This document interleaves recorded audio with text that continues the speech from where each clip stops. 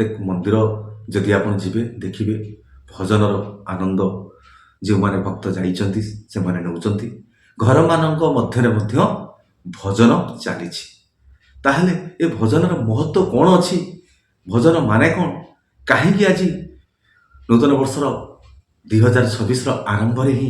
भजन रे समारोह सबुआड़े शुणा मिलूँ। भजन अर्थ कौन प्रकृत में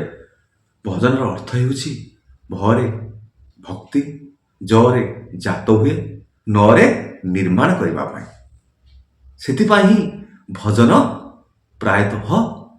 शुणा मिलूँ आज नूतन वर्षर आरंभ रही। तेणु ये जो भक्ति जात हुए निर्माण करने क्या निर्माण करने आपण मान तो कहली जे भजन संपूर्ण अर्थ होउछि भक्ति जात हुए निर्माण करने क्या निर्माण करने ना निजक निजे किपरि भाव ठीक भाव निर्माण हेले निजर जीवन गुड़िक किपरि आनंद रे ही कटिबो सेथिपाई भजन आश्रा प्रत्येक मनीष नियंती। तेणु किपरि भाव आपण निर्माण करिवे ताहा विषय आलोचना करिबा कहा उपरे आपण भजन करछथि कहा पाई भजन करछथि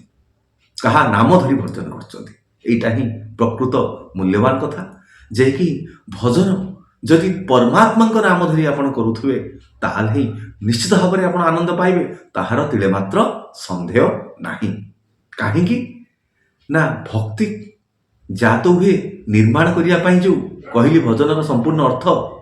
जे हृदय जो जात हम जो शरीर आपण आज पाई परमात्मा कृपा बल